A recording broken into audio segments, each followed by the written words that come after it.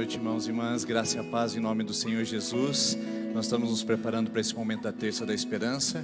E hoje eu gostaria de começar de uma maneira diferente. Eu gostaria de pedir, se você puder, tiver condições, de se colocar de joelhos, para a gente poder se consagrar para esse momento de oração, de intercessão.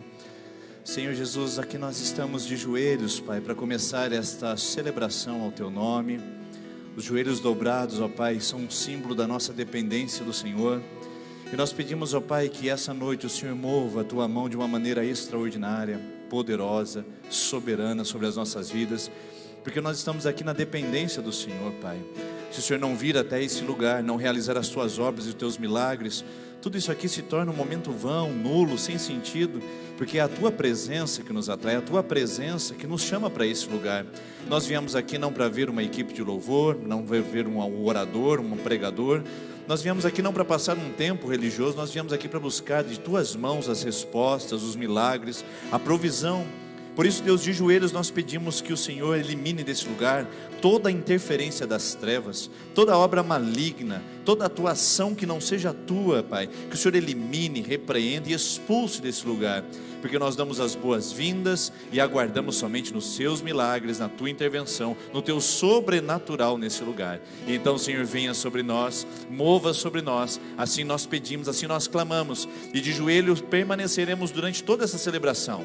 Daqui a pouco estaremos em pé, daqui a pouco estaremos sentados, mas permita que o nosso coração continue ajoelhado, e ao sairmos daqui, que a nossa vida continue ajoelhada, isto é, dependendo, esperando e aguardando na Tua graça, no Teu poder, no Teu agir. Pai, eu te peço, eu clamo a Ti e invoco o Teu santo nome essa noite. Venha, toma o Teu lugar, manifesta sobre nós. É o Teu povo esperando por Ti, aguardando em Ti, que o Senhor transforme, ó Deus, sepulcros em lugares de vida, que o Senhor transforme, ó Deus, beleza, aquilo que era só cinzas, e que o Senhor traga restituição e restauração aquilo que havia se perdido. Assim nós colocamos em nome de Jesus. Amém. Amém. Vamos colocar em pé, queridos, vamos adorar ao Senhor, vamos bendizer o nome daquele que vive e reina para todo sempre, e que está aqui essa noite para operar e realizar milagres sobre a sua vida. E vamos ficar com esse tempo de adoração através do ministério de louvor dessa igreja.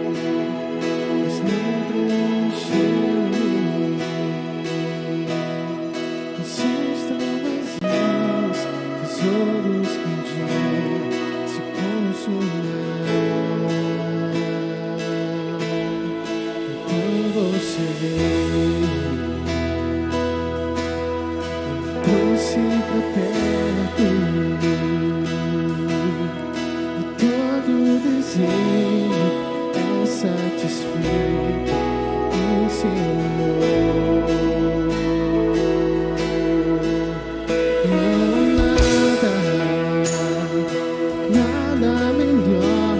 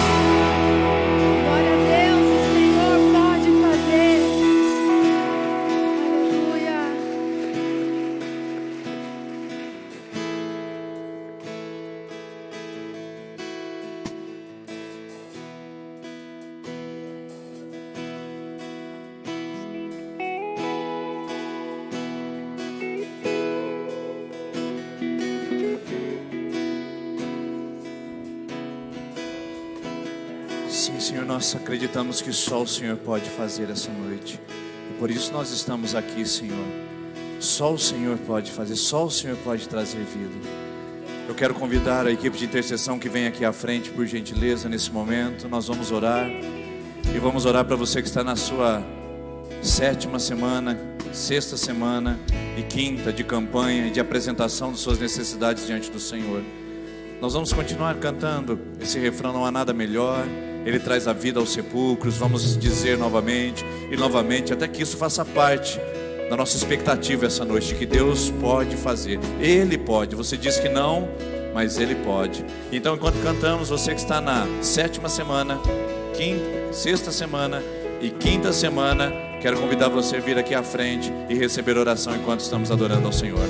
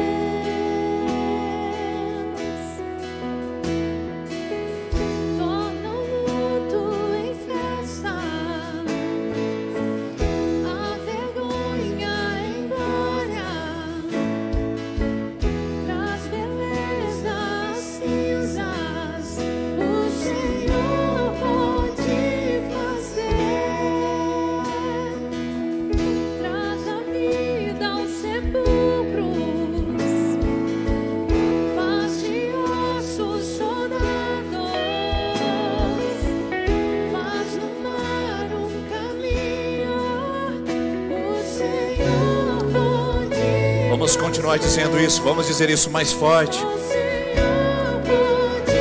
Vamos dizer que Ele muda, vamos dizer: Tu traz, ó Deus.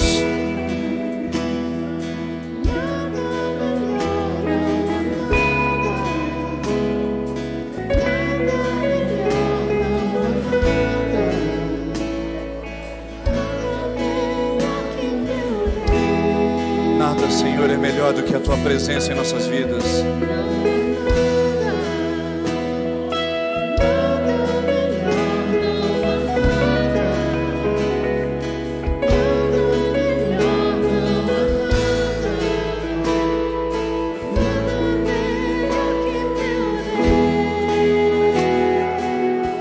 Só Tu fazes. Isso, você pode dizer isso agora. Sim, você pode dizer isso agora. Só o Senhor.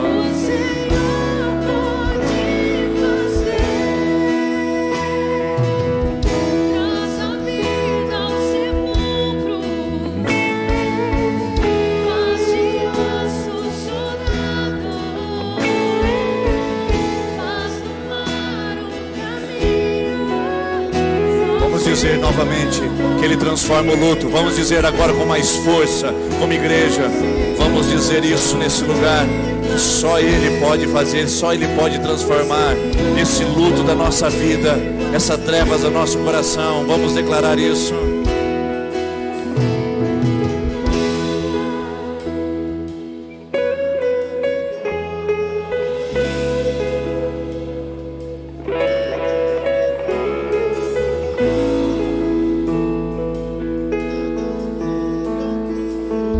Sim, Deus, nós cremos nisso e por isso nós celebramos o Teu nome e reconhecemos que o Senhor está essa noite para mover em nossa vida e em nosso coração, em nome de Jesus. Amém. Você pode aplaudir ao Senhor por isso. Glória a Deus. Glória a Deus.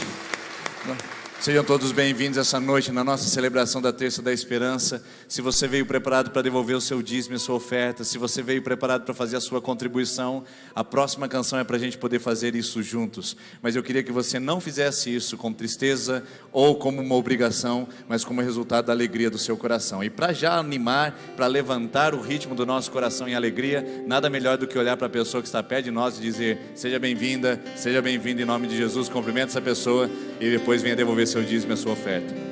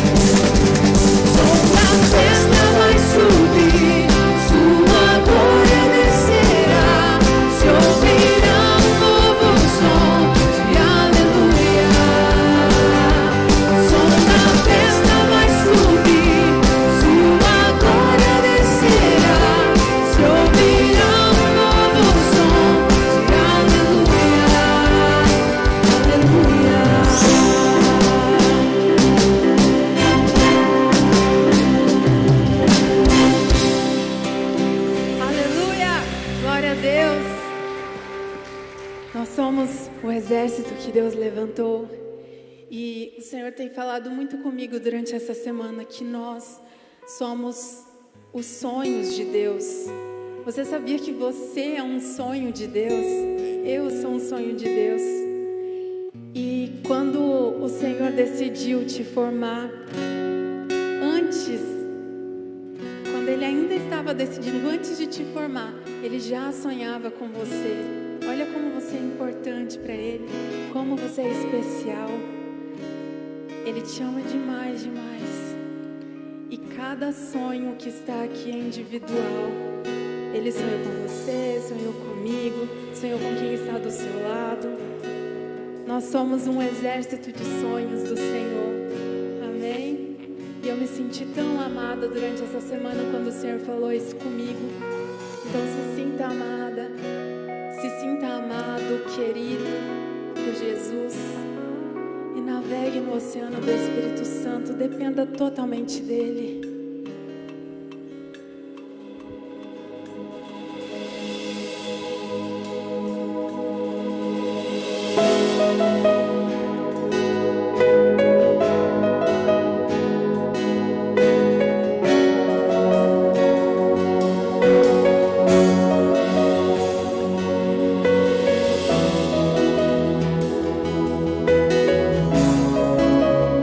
Navegue nesse oceano de amor.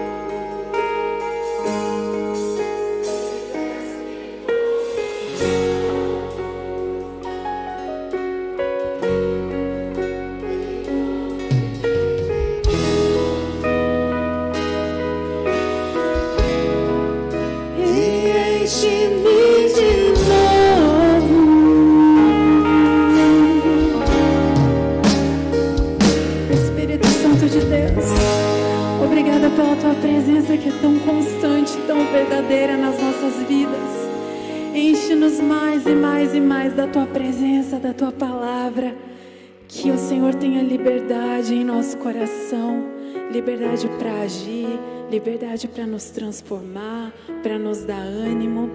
Nós pedimos isso de todo o coração. Amém. Aplauda esse Deus incrível que nós servimos. Glória a Deus. Amém. Obrigado, Ministério de Adoração. Você pode se assentar, por gentileza. Que a luz acende, parece que os olhos são um pouco agredidos, são um pouco machucados, mas isso faz parte não apenas de um fenômeno físico, como também de um fenômeno espiritual. Quando os nossos olhos espirituais são abertos para contemplar aquilo que estava encoberto e oculto pela escuridão, geralmente traz uma sensação de desconforto, geralmente traz uma sensação de agressão, porque luz e trevas, elas não combinam, elas não compactuam, elas não permanecem no mesmo lugar. Por isso que essa noite eu gostaria de falar com você justamente sobre o perigo das trevas, no sentido de a gente se acostumar a viver a elas, onde qualquer ponto de luz pode se aparecer a nós, ou pode se apresentar a nós como uma grande agressividade, até mesmo um desconforto para o nosso coração. 300 anos antes de Jesus, um homem muito importante dentro do conhecimento, e dentro da produção do pensamento do mundo ocidental, pisou sobre a terra. O nome dele era Platão. Talvez você já tenha ouvido falar sobre isso. São os três grandes filósofos do pensamento grego, Sócrates, Platão e Aristóteles. Platão escreveu, no seu livro chamado A República, a respeito de um símbolo, que se tornou um símbolo muito conhecido e muito reproduzido, que é chamado de o mito da caverna. O que significa o mito da caverna? Para Platão, o ser humano ele é tomado na sua fase de ignorância por trevas no seu conhecimento. Ele é tomado por um tipo de escuridão no seu apetite cognitivo. Ou seja, para ele chegar ao conhecimento, ele precisa ser conduzido e guiado por uma luz. E para ele, essa luz é justamente o fato do saber, do conhecer. E isso deve ser conduzido às pessoas. Ou seja, Platão usa o símbolo de mais ou menos assim: um grupo de pessoas nasceu numa caverna, aprendeu a viver numa caverna, sem nenhum raio de luz. Eles viveram toda a sua vida, toda a sua existência, dentro daquele lugar, na ausência total e completa de iluminação. Todos estavam acostumados a fazer as coisas nas trevas, todos estavam acostumados a comer nas trevas, todos estavam acostumados a se relacionar nas trevas, tudo era apenas uma grande escuridão. Um dia uma pessoa resolveu sair daquele lugar, e então ele se aventurou nesse processo de dizer: existe alguma coisa além da escuridão, existe alguma coisa além dessas trevas, e deve haver alguma coisa além disso. Então, quando ele sai, ele começa nesse processo de tateando, tentando encontrar um caminho para a saída. Finalmente ele encontra a luz. Quando ele chega e vê aquele raio de luz, seus olhos são imediatamente agredidos por aquele raio da luz solar, e ele fica totalmente desconfortável com aquilo, e demora muito tempo para que ele se habitue, mas depois ele percebe que existe um universo lá fora, que ele não explorou, que ele não experimentou, um universo lá fora que ele ainda não havia percebido. Quando ele então percebe esse fato, ele volta para dentro da caverna, e ele vai avisar os seus amigos, seus companheiros, dizendo: gente, tem luz além dessas trevas, há um brilho além dessa escuridão, existe uma vida totalmente diferente dessa que nós nos acostumamos e também nos habituamos a viver. Resultado disso, as pessoas recebem essa notícia com incredulidade, alguns zombam, outros até querem aprisioná-lo novamente com essas ideias revolucionárias, e o fato é que muitas pessoas permanecem ainda na caverna da ignorância, porque não acreditam que existe uma iluminação para fora dela. Essa é a ideia de Platão. Os seres humanos vivem num raio de ignorância, numa escuridão, e quando se apresenta a luz para eles, muitos zombam, muitos desdenham e muitos não se interessam, dizendo: não, isso não é para mim, não, isso não é verdade. Ao que indica, e eu não quero aqui falar sobre filosofia, e nem quero falar sobre o processo de conhecimento humano, ao que indica, Platão tinha razão principalmente em relação à nossa vida física, espiritual, social e emocional. Porque de fato, o ser humano parece ter uma tendência, parece que o ser humano tem uma disposição a se acostumar com a escuridão e com as trevas em sua vida, e rejeitar qualquer ponto de luz que possa confrontar a sua vida, ou possa iniciá-lo num novo processo que ele julga não existir. Esse é um grande desafio da igreja cristã no mundo atual, no mundo que se habituou a viver nas trevas, no mundo que chama o errado de certo, o certo de errado, no mundo que inverteu os padrões e os valores, no mundo que normaliza o bestial, no mundo que escurece aquilo que é claro. O desafio da igreja de jogar pontos de luz e convencer as pessoas pelo poder da palavra de Deus e do seu Espírito Santo, de que existe uma vida além da escuridão que esse mundo tem vivido. Seja na vida dos adolescentes, dos jovens, dos casais, dos adultos, dos mais velhos, seja nas relações sociais, profissionais, seja na vida pessoal, seja na vida espiritual, somos cercados de trevas que muitas vezes não estamos simplesmente percebendo isso, porque nos habituamos a viver nelas. Aquele grupo de pessoas dentro do mito da caverna de Platão, elas não acreditavam que existia luz para além daquela escuridão, porque elas simplesmente se acostumaram a viver daquela forma. Imagina só você, a vida toda em escuridão. Imagine só você, a vida toda tendo que tatear, tendo que apalpar as situações, porque não consegue ver claramente. A vida toda chamando o errado de certo, porque você não teve o acesso verdadeiro, ou não se disponibilizou a acessar aquilo que é a verdade absoluta, total e plena. Ou seja, imagine só a sua vida completa apenas em trevas. Talvez essa não seja a sua realidade. É bem provável que não seja a sua realidade física agora, porque aqui nós temos luz elétrica, na sua casa também, temos luz em todo momento. E antigamente as pessoas, quando tinha queda de energia, se não tinha um equipamento importantíssimo, tecnológico na nossa vida, a gente ficaria no escuro o resto da noite. O que era esse equipamento? A vela. Antes uma vela, um pequeno isqueiro, fazia diferença hoje com os nossos dispositivos eletrônicos, ninguém mais fica no escuro. Opa, peraí, ninguém mais fica no escuro, só se for fisicamente. Porque emocionalmente, espiritualmente e também de uma maneira emocional, muitos de nós ainda estamos vivendo trevas, escuridões que ainda não foram iluminadas por uma luz que precisamos acessar e experimentar. Para isso eu gostaria de usar um exemplo bíblico que mostra um povo que aprendeu a viver na escuridão e a normalizar as suas trevas como se fosse só aquilo que eles deveriam viver e só para aquilo que eles deveriam existir. O contexto está no livro do profeta Isaías. O povo de Israel saiu da cidade deles, chamada Jerusalém, o povo foi levado como escravo para a Babilônia. Todos ali viveram em condições desumanas, mas uma geração inteira morreu e a outra geração habituou-se à escravidão. A outra geração habituou-se à opressão, à exploração, habituou-se na vida da Babilônia. Uma geração inteira morreu que havia visto a iluminação de Jerusalém, a vida plena na sua cidade, com o seu povo e com a sua família.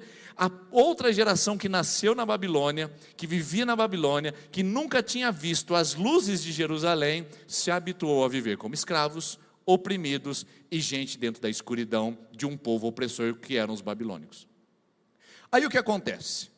Deus envia um profeta e traz uma mensagem para esse povo acomodado, acostumado e habituado com as trevas. Permita-me só fazer um parênteses antes de ler a Bíblia com você aqui essa noite. Muitos de nós somos assim também. Muitos de nós nos habituamos com a escuridão. Muitos de nós nos acostumamos com as trevas dos nossos antepassados.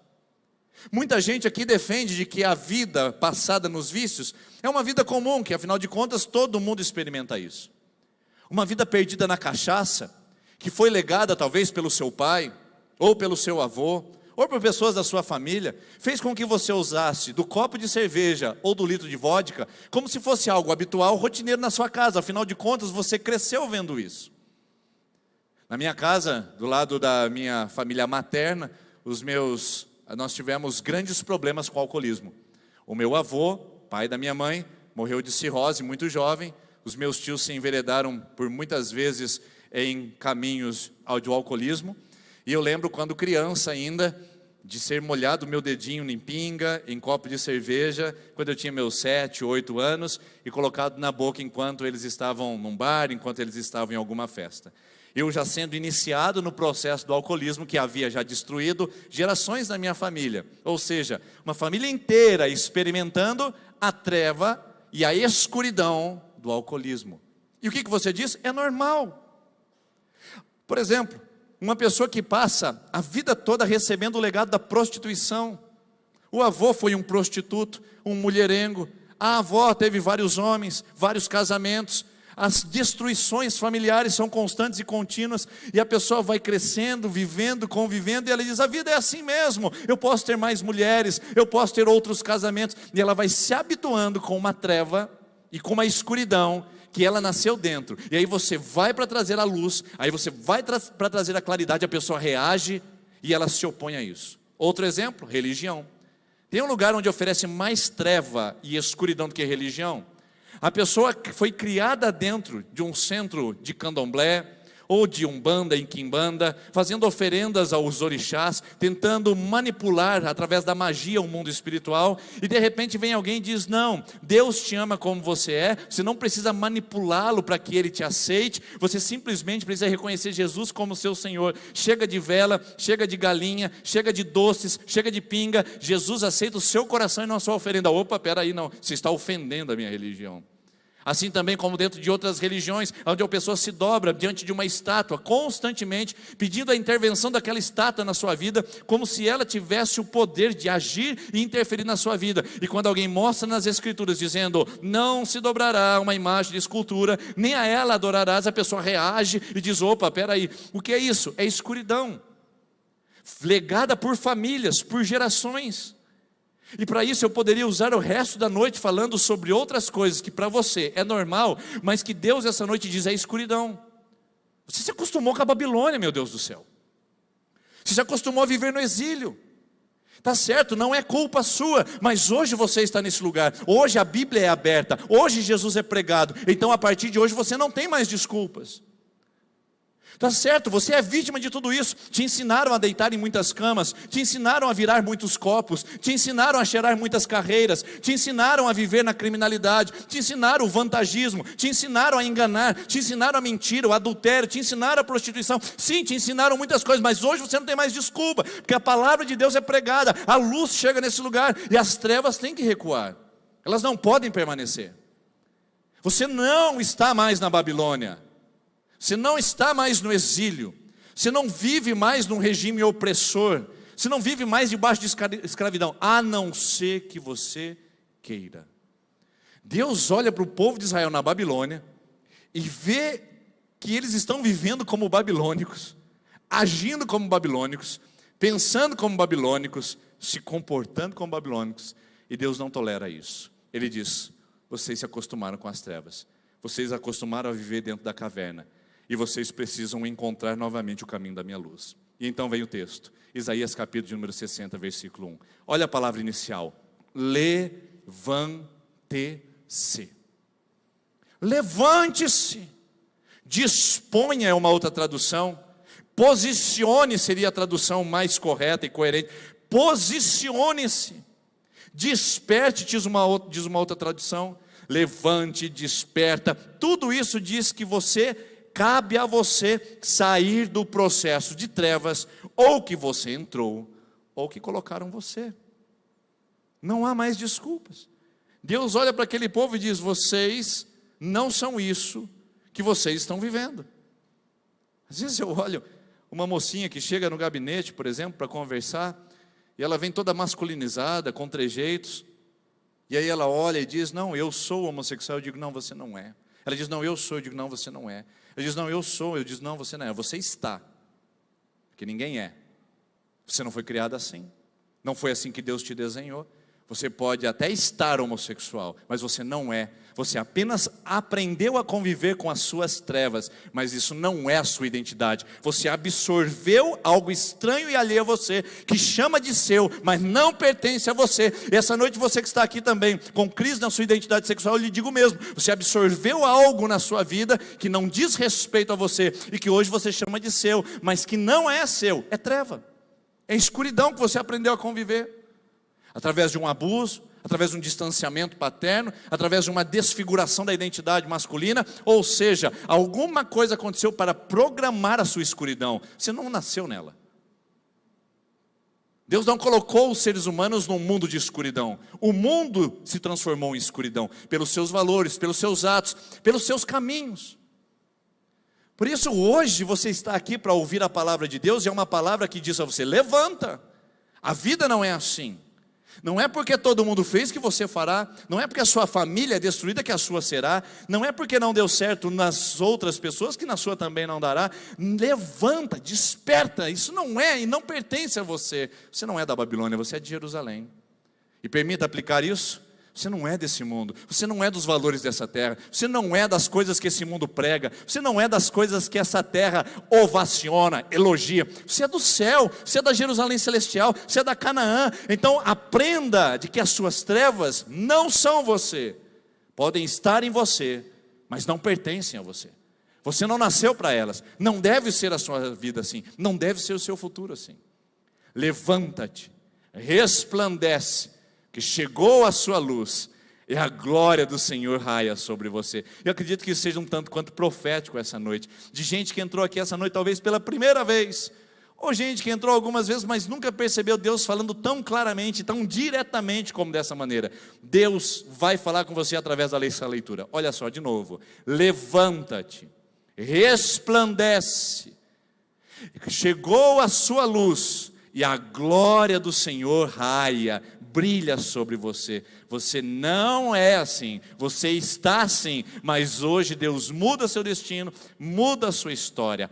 Olhe, a escuridão cobre toda a terra, dessas trevas envolvem os povos, densas trevas envolvem os povos, mas sobre você raia o Senhor, e sobre você vê a sua glória. As nações virão à sua luz, e os reis ao fulgor do seu alvorecer. Olha o que Deus diz a um povinho pequenininho, tomado de opressão dentro da Babilônia. Todo mundo vive em trevas, mas vocês não. Todo mundo vai ter escuridão, ou experimenta escuridão, mas vocês não. Ou seja, nós estamos normalizando as coisas trágicas da nossa vida, dizendo, a vida é assim.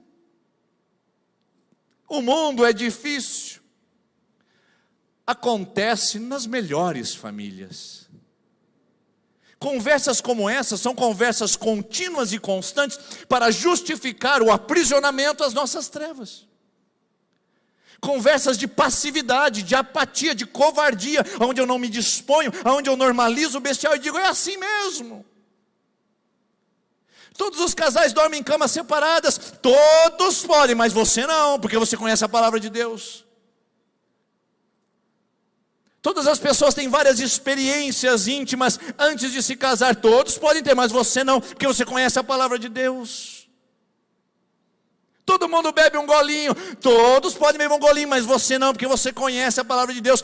Todos podem estar em trevas, mas você não, porque a luz do Senhor raia sobre a sua vida. É diferente, irmãos. Há um episódio, numa das pragas do Egito, chamado densas trevas. Você se lembra que são 10 pragas ao todo, e uma das pragas foram as trevas. O povo de Israel, quando estava escravo no Egito, morava numa terra chamada terra de Gósen. Essa terra foi dada por José, ou melhor, por Faraó, a José, quando José trouxe a sua família de Canaã para morar no Egito e salvá-los da fome. Eles habitaram lá por 450 anos, então eles tinham uma boa terra, uma boa condição de famílias, estrutura social. Não era uma cidade pequena, era uma cidade grande. Diz a Bíblia, depois você pode verificar, lá em Êxodo capítulo de número 10 em diante, diz a Bíblia de que houve densas trevas em todo o Egito, mas havia luz na terra de Gósen. As trevas ocupavam a casa do faraó até a casa do capataz do faraó.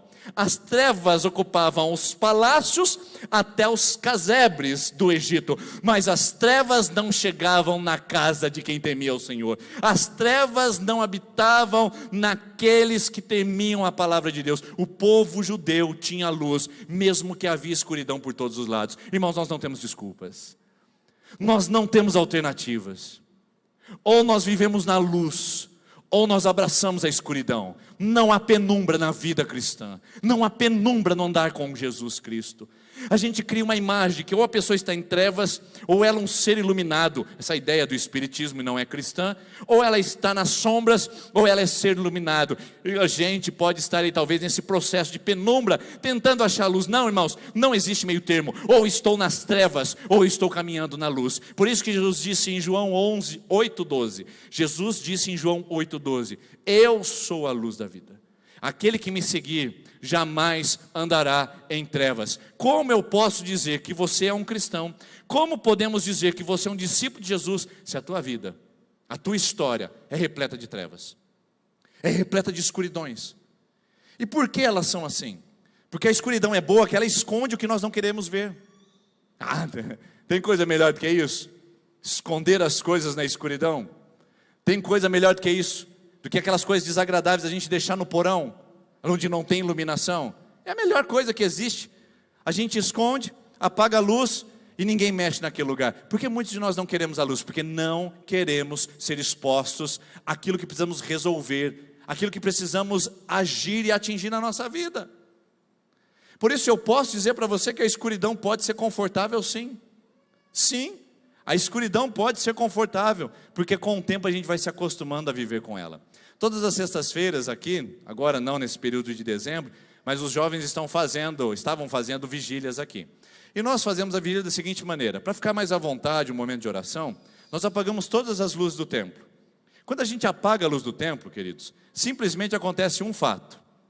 Nossos olhos são tomados por aquela total penumbra, aquela total escuridão. A gente não vê nada. Fala assim, mas não vai conseguir, como é que a gente vai orar aqui dentro? Ninguém vai conseguir, vai tropeçar um no outro e tal. Passa-se 30 segundos, 1 minuto, 2 minutos, a gente consegue ver algumas sombras e de repente, algum nível de claridade que entra por outras janelas, pelas frestas, a gente consegue identificar e a gente consegue até saber quem são as pessoas que estão perto de nós pela silhueta e a gente já consegue se acostumar com a escuridão. É assim. A escuridão não é tão agressiva não, a luz é mais. Porque quando a gente termina um momento de oração e diz, irmãos, agora nós acabamos, acenda a luz por favor, a hora que acende aquele lustre lá atrás, só ele, o pessoal faz assim, nossa, o que acontece? Porque a luz agride. E eu preciso dizer para você que essa palavra não é muito confortável para você que está acostumado a viver em trevas e que esconde coisas da sua vida, do seu marido, da sua esposa, dos seus filhos, dos seus pais, do seu patrão, dos seus funcionários, de Deus e de você. Quer dizer, de Deus ninguém consegue esconder nada, mas Deus, até de você mesmo, colocando o interruptor e colocando off. Eu não quero ver. Essa palavra é desconfortável, porque Deus acende a luz e diz, está aqui ainda. Você acha que você resolveu, mas está aqui ainda. Você varreu debaixo do tapete, mas está aqui ainda. Você se acostumou a conviver com ela, mas não é seu, não te pertence. Eu quero derramar luz sobre a sua vida. Por isso, não normalize. Não diga que é normal, que todo mundo vive assim. Há trevas em todos os povos, envolvem todos os povos. Mas sobre você raia a luz do Senhor. Talvez não seja o público ideal para falar sobre isso, mas o Senhor me move a falar isso.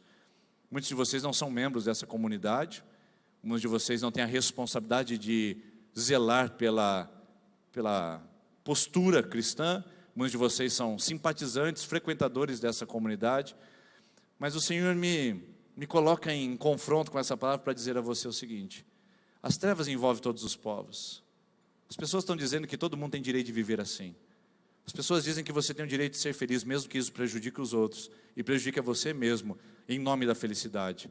Mas não será assim com você.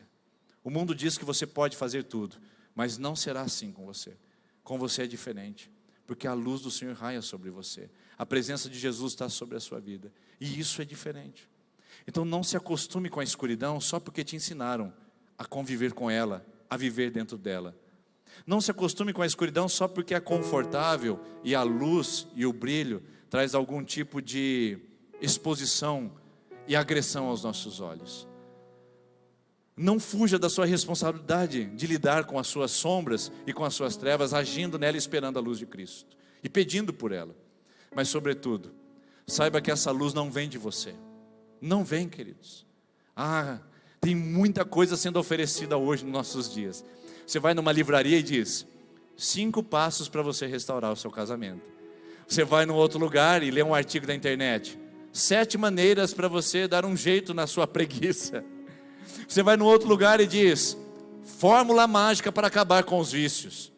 Está cheio de motivação no nosso mundo, está cheio de técnicas, estratégias, métodos para você tentar de alguma maneira vencer algumas escuridões na sua vida. E o que você faz? Você tenta se libertar de um vício, você tenta colocar regras na sua vida e disciplina pessoal, você tenta se desenvolver e ser um melhor homem, uma melhor pessoa, mas você esbarra numa única coisa, o seu caráter. Você esbarra na raiz, você esbarra no fundamento. Eu quero dizer para você uma coisa, iluminar partes da nossa vida não resolve o problema que há dentro do nosso coração. Nós não precisamos de focos de luzes em cima do nosso casamento, nós precisamos de foco de luz em cima do nosso coração, porque o seu problema não é o seu casamento, o seu problema é o seu coração no casamento. É como você é dentro do seu casamento. O seu problema não são as companhias que você vive, que oferecem, que fazem. O seu problema é o seu coração, que não consegue dizer não, que não consegue se posicionar. Não é um foco de luz, melhore as suas companhias e você melhorar a sua vida. Eu sei de gente que acabou com as companhias erradas e continuou sendo pior. Porque não tem paliativo, não tem camuflagem. Ou a gente expõe o nosso coração a Deus e permite Ele trabalhar em todos os nossos porões e gavetas, ou a gente está tomando dose homeopática que não vai levar a lugar nenhum. Daqui a pouco a gente estará diante de um vício novamente, daqui a pouco a gente estará diante de um pecado novamente, e tudo vai continuar em trevas e sombras como era antes. E a frustração, a decepção é muito maior do que antes de você ter lido aquele livro, consultado aquele guru, feito meditação oriental e feito uma peregrinação ao Tibete.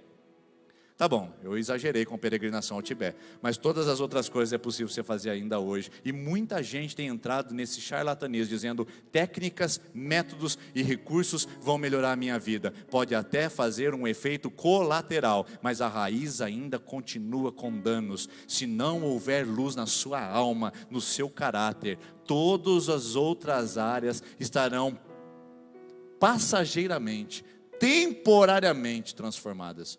Porque basta uma treva, basta uma escuridão, e o seu coração será dominado por ela novamente. Agora tem remédio. Tem remédio quando você sabe que você não é a fonte de luz.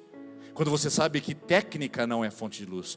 Pelo amor de Deus, quando você sabe que religião não é ponto de luz. Religião não é luz, queridos. Eu conheço muita gente que serve a muitas religiões e está pior do que estava antes. Gente que falou, eu preciso abraçar uma religião, e hoje está fazendo coisas que simplesmente deterioram a sua dignidade como pessoa. Então não é a religião, não é o método, não é o pregador, não são os livros motivacionais, não é o coach, não é o treinador, não é a referência, não é o ídolo. O que muda a vida do homem é saber que a luz não pertence a ele, não vem dele, e que ele em si não tem luz própria. Ele depende de uma luz maior, muito mais majestosa, muito mais ampla, que não se encontra na religião, em métodos, em livros ou em academias. Onde se encontra essa luz? O texto de Isaías 60 vai dizer. Olha só onde chega o profeta Isaías. Primeiro ele fala, levanta, porque vocês se acostumaram a viver com a escuridão. Desperta e resplandece, porque vocês precisam colocar luz e agredir essa escuridão com força e coragem. Vocês não podem dizer que tudo é normal, porque todo mundo pode ver na escuridão, mas não vocês, porque vocês são de Deus. E aí ele chega ao ponto de dizer o seguinte, em Isaías capítulo 60, versículo 19, já no final da sua conversa com o povo de Israel. Isaías 60, 19. O sol não será mais a sua luz de dia, e você não terá mais o brilho do luar, pois o Senhor será a sua luz para sempre. O seu Deus será a sua glória. O seu sol nunca se porá, e a sua lua nunca desaparecerá, porque o Senhor será a sua luz para sempre, e os seus dias de tristeza terão fim. Seus dias de tristeza terão fim em nome de Jesus essa noite.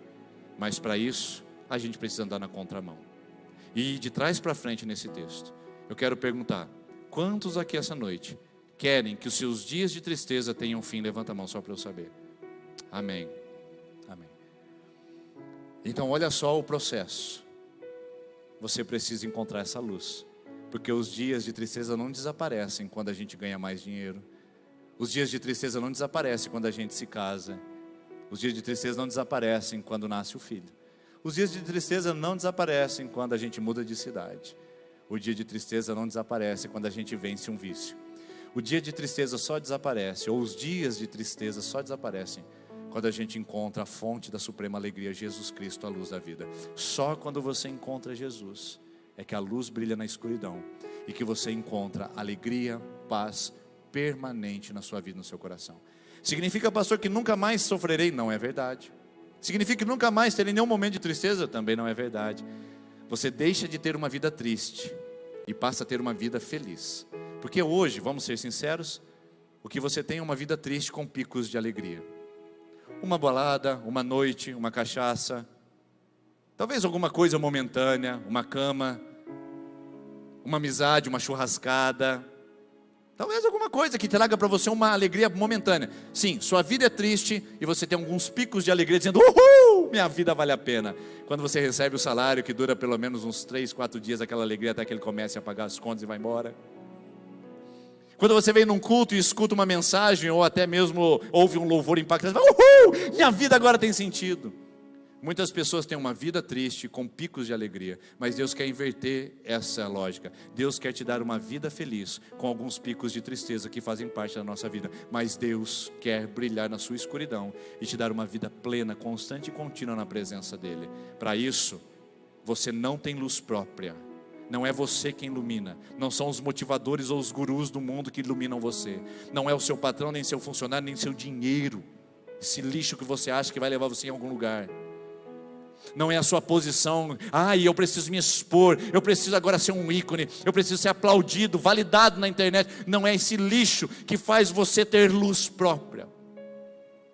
Você não vai conseguir ter luz, não vem de nós, não é nosso. O máximo que a gente consegue produzir é uma faísca, mas Deus é a fonte de toda a luz. Jesus Cristo é a fonte de toda a luz. Tudo que você tem buscado, procurado nessa vida está em Jesus. Receba nele e nunca mais tente buscar a sua luz própria. Vença a sua treva, vença a sua escuridão, vença a sua penumbra, vença tudo isso. Não pela sua força, nem pela sua religião, nem pelos seus amuletos. Vença por Jesus Cristo, o dono, o Pai das luzes, em quem não há nem variação nem sombra de mudança. Ele é o Pai das luzes, nele reside toda a plenitude de iluminação.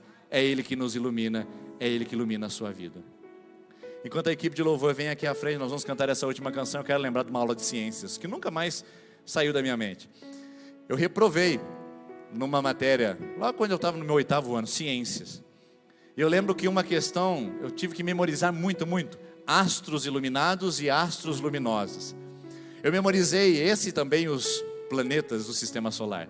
E eu ficava lá em casa. Astros iluminados são aqueles que não possuem luz própria. Astros luminosos são aqueles que produzem luz própria. Mercúrio, Vênus, Terra, Marte, Júpiter, Saturno, Urano, Netuno e Plutão. Plutão já não é mais planeta hoje, mas eu memorizava tudo e falava assim: eu não posso perder, eu não posso ser reprovado na minha disciplina. E eu estudei, fiquei de recuperação, queria ir para as férias. E eu descobri, e até hoje na minha mente vem: astros iluminados é o que nós somos. Nós não temos luz própria, a gente não brilha por nós. Minha irmãzinha, meu irmão, me permita agora falar pelo Espírito Santo algo que veio ao meu coração. Está querendo brilhar demais, está querendo ofuscar a luz de Cristo, está querendo deixar de que Ele brilhe para você brilhar mais. Não lembra de mim, ninguém fala nada de mim, ninguém está deixando de a luz de Cristo brilhar em sua vida para você ser produtor de luz. Não vai dar certo esse negócio. Você não tem luz própria e não vai conseguir chegar lá. Astros luminosos são aqueles que têm luz própria. E só tem um astro luminoso na igreja: Jesus Cristo nosso Senhor. Nós não temos astros nesse púlpito, nós não temos estrelas nessa igreja, nós só temos alguém que brilha, o sol da justiça, Jesus Cristo nosso Senhor. Por isso que no céu da vida espiritual não tem como você brilhar e Jesus Cristo brilhar. Sol e estrelas não ocupam o mesmo lugar no céu. Assim como na nossa vida, nosso estrelismo e desejo de brilhar não é o mesmo de permitir que Cristo brilhe. Ou você anula o seu brilho próprio e deixa Jesus brilhar em você, ou você vai continuar negando a fé, se afastando da luz verdadeira e entrando numas trevas e escuridões que não são suas e não pertencem a você. Em nome de Jesus, levante e resplandeça, porque a glória do Senhor vem sobre você. Talvez você se acostumou a viver em escuridão, mas não será assim a partir de agora. Suas gerações serão diferentes, os seus filhos serão diferentes, sua família será diferente, seus netos serão diferentes, porque há trevas por todos os lugares, mas não será assim na sua casa. Amém? Quando você recebe essa palavra, não será assim na sua vida. Haverá luz abundante, haverá resplandecer abundante sobre a sua vida e sobre o seu coração, em nome de Jesus. Vamos ficar em pé, queridos, chamar a equipe de intercessão que vem aqui à frente. Eu quero chamar você aqui essa noite, que vai começar a sua campanha e seu propósito de oração. Você veio aqui e ainda não está conosco em campanha e propósito de oração? É simples. Você vai vir à frente e receber a oração dos nossos intercessores. Você vai receber um cartaz, ou melhor, você vai pegar um cartaz que estará aqui na frente, apenas um cartão, para marcar que você começou a sua campanha hoje. Hoje seria o primeiro dia que você que está começando. E nós vamos orar por você que vai começar hoje um propósito de oração, e você vai vir 7 semanas seguidas, hoje mais 6, para dizer: Deus ministra a minha vida. Você que quer começar hoje seu primeiro dia de oração, vem à frente, receba a oração e pegue um cartãozinho que estará aqui à frente. Daqui a pouquinho, eu já estou indo buscar, que não está aqui. Olha, eu olhei aqui, mas cadê o cartão? Mas já vai vir. Então você vai receber a sua oração. E você que está na 2ª, 3ª e 4ª semana, também vai poder vir. Enquanto nós oramos, enquanto nós buscamos ao Senhor aqui nesse lugar, você que quer começar a sua campanha de oração, você que está na 2ª, 3ª e 4ª semana de campanha, vem à frente, Nós queremos orar, ministrar a sua vida e abençoar o seu coração em nome de Jesus. Enquanto cantamos, pode vir à frente.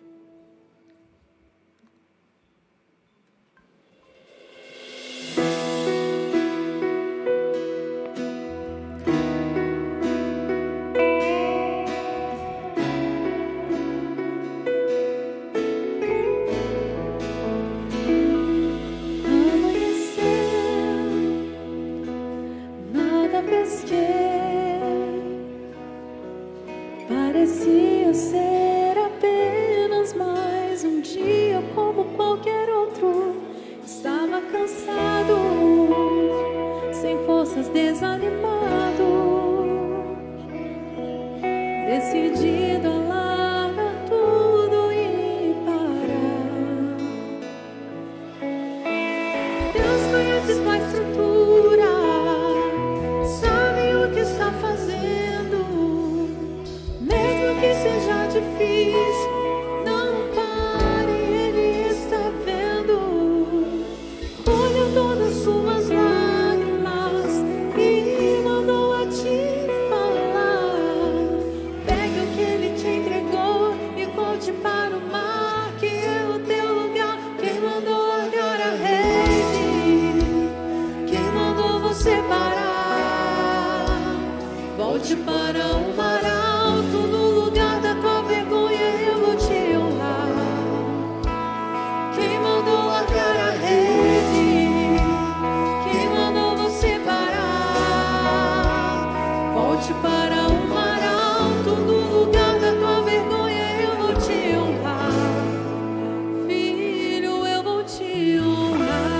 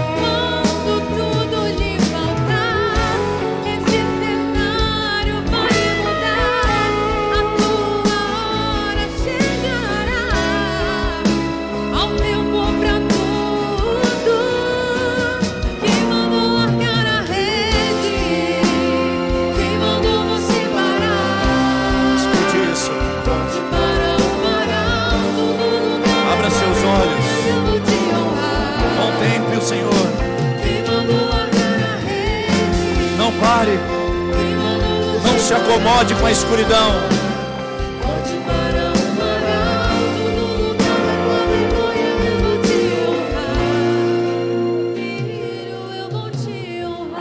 Senhor Jesus, nós estamos aqui diante da Tua presença.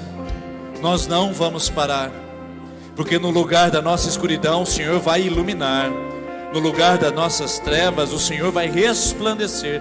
Nós não vamos parar, nós não vamos nos acomodar, Nós não vamos dizer que é assim, que sempre foi assim e que deve ser assim. Não, essa noite nós nos levantamos e pedimos: brilha, Jesus, brilha, resplandece sobre esse lugar.